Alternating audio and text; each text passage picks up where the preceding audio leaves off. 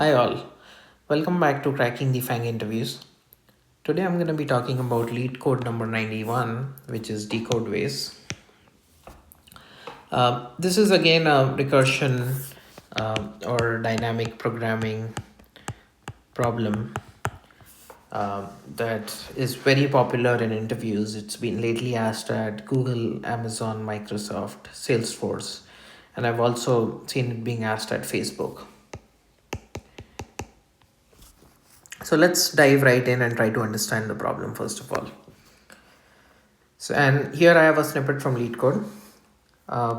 So what we have been given is a dictionary which maps every character from A to Z to a number.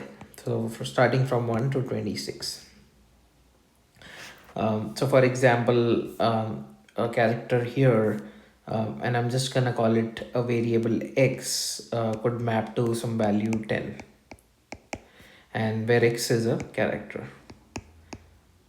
And you can, it's a deterministic value. You can simply just keep following along. So C will map to 3, D will map to 4, and so on. But just to simplify the discussion today, I'm going to refer it by variable X to explain the problem better. And what we've been given is another string which we are asked to figure out how many ways it can be decoded in. So as an example, if you're given the string 2 to 6, and we have characters which map from 1 to 26 by default, the way 2 to 6 can be broken down is 2 can represent B, 2 can represent B, the other 2, and 6 can represent, I'm guessing it's going to be some character, so I'll call it variable X.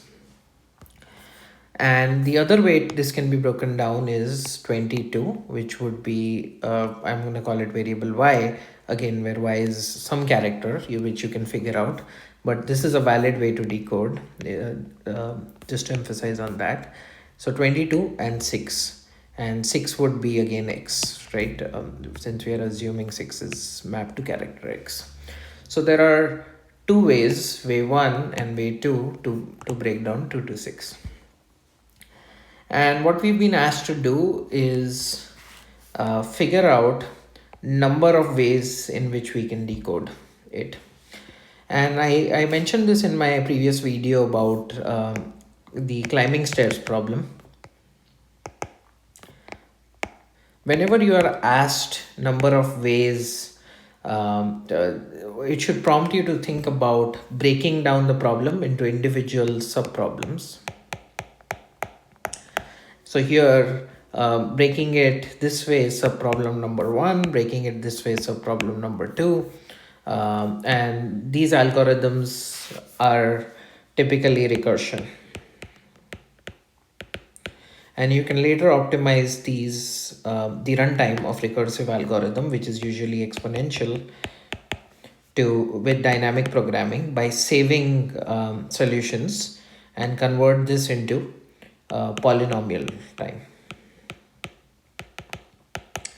And when I say polynomial, what it means is, as an example, exponential runtime could look like O of 2 power n. This is exponential. Polynomial could be O of n square as an example, or even O of n. Anything which is a power of n, where n is the number of the size of the input given to us.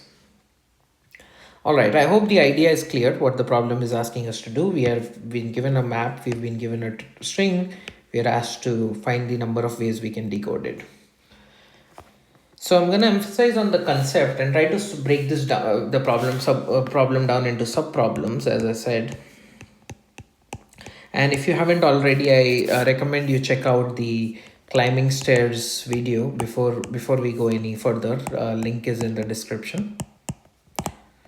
The climbing stair problem is a good fundamental problem to figure out how recursion and dynamic programming works. I've explained it in more detail there, and I'm sort of using the concepts from the other video. So I would pause the video right here, check out the climbing stairs problem, and come back. All right, so let's come back to the problem. So if I give you a if I give you a string 3, this maps to how many ways can you decode this? If I just give this to you as an input, how many ways you can decode this? You can decode 3 to C, and again this is given to us in the dictionary. Therefore, num ways a string 3 can be decoded is 1, right? And if I give you an empty string, you cannot decode this, right? So again, this is another base case that we are going to use. So an empty string can only be decoded in one way, which is no way. And this is very similar to the climbing stairs problem. Check it out. I'm going to go to the next case. So this is case number 1, this is case number 2, and let's look at case number 3. If I give you a string which is more like 1, 2, 3, 4, 5, how many ways can you decode this? So if you start from the left, you can either start by 1 as by itself or take 1, 2, right, as a character. So 1 could map to a character, and even 1, 2 has a valid mapping in the map given to us. So the number of ways you could decode that would be num ways 2, 3, 4, 5. I'm assuming I'm able to decode 1 plus number of ways you can decode 3, 4, 5, where I'm assuming we can decode 12. So the constraint given to us is any number which is between 1 and 26 can be decoded. So 1 can be decoded, 12 can be decoded. But as an example, 34 cannot be decoded, which is here, which could be the next step of the recursion. I'm just putting it out what the constraint of the problem is. And to sort of solidify this idea further, let's take this string and solve it further. Again, I'm gonna say num ways 2, 3, 4, 5 can be decoded as b, which is 2, and plus num ways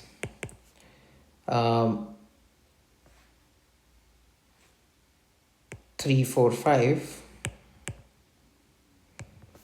right, and so on. All right, so let me make a quick correction here.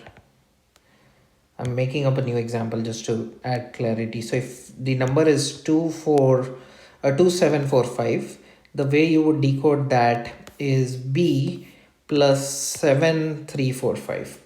And the reason I did that is you can, if you start here, if your pointer is at the beginning of the string, you can decode 2, which is b, but you cannot decode 27 as it's not going to be in range. This is a better example to understand. So you're forced to take 7345 as your preceding string. You won't exercise the other case like we did here where we took 1, 2. So you cannot take 27 because it does not fall in range.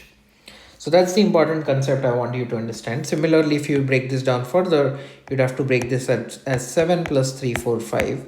You cannot break it down as 73 and 45 because this is out of range. All right. So now let's start by looking at the code for this problem. I'm going to directly talk about the dynamic programming code, and the recursive code is going to look very similar to this expression if you want to start there. And the runtime for the recursive code, if I were to start with the recursive implementation, will be O of 2 power n, since you can at max take 2 branches while decoding. And this is very similar to the climb stairs video. Again, I highly encourage you to check that out before we look at the dynamic programming solution. So now jumping into the dynamic programming solution, the first thing we do is convert the string into a list. So what that does for us is it essentially allows us to iterate at each number at a time. So 2, 3, 4, and so on. So we've been given a string 234. We break it down into a list of strings or characters, let's call it that. Then you figure out the length of this, and you create a memoization table which essentially stores your solutions. One thing I'm doing here, and I really want to emphasize, whenever you write a dynamic programming solution, always think about storing your base case, and for that you'll need one extra element in your dynamic programming array, which is the solution to the base case. And where the base case is coming from is this. If you have an empty string, the number of ways you can decode that in is 1. I want to make sure I highlight this. So this is the base case you care about. The other base case is if you have a single character, a single digit, the number of ways in which you can solve it is 1. So these are the two base cases we are going to care about. So what I mean is, if you have this number 2, 3, 4 and you're storing solutions, at the cliff of this, if I give you this empty string, the number of ways you'll be able to solve this is 1. This is the base case essentially, and we'll go backwards from here. So this is the extra element we've added with +1 here, and the value for this is 1. We set the base case.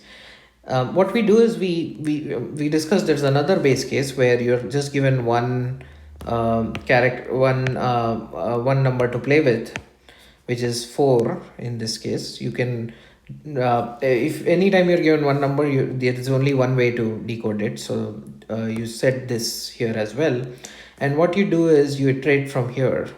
So length minus 2, so this is length, so this is length minus 1, this is length minus 2. The reason this is length is we create length plus 1 as the size of the array, and we are indexing from 0. So the index for this last position is L, length. So we start from here in the for loop, and if we hit 0, so if we had 2, 0 and 4, let's see how it solve it. So the number of ways you'd be able to decode 4 is 1. The number of ways you'd be able to decode an empty string is 1, but 0 by itself is not in our valid range, which is x is between 1 and 26. So anytime you hit 0, you simply keep the answer 0. Again, we are initializing our memoization array to 0. And if that's not the case, we check if we can form a number which is between this range of 1 to 26, the ASCII characters. If we can do that, we decode this number as itself, meaning just looking at the previous solution, subproblem solution, and the solution right after. So in this example, 3, 4 is not something you can sort of decode because it's not in range. So you'll just look at one level behind and mark it as 1. This is the step. But in the case of 2, 3, you're able to break it down into 2 and 2, 3. 2 and 2, 3. So the number of ways you'd be able to decode that would be looking at the previous solution at 3, meaning you're decoding as 3, but looking at a solution for 3, 4, and also decoding it as 2, 3, and looking at the solution for 4. So that would be 1 plus 1, 2. So the final solution is going to be at index 0, and we return that. I hope the idea was clear, and this is going to be a linear time algorithm, as we are sort of iterating through this once, and the time complexity for this will be O of n. The space complexity is essentially this memoized array, that you've put together. The space complexity is also going to be linear. It's of the size of the given input. Awesome. I hope this made sense, and please feel free to send in your questions in the comment sections. If you like the video, please like it, share and subscribe to our channel. We'll be sharing a lot of exclusive interview questions asked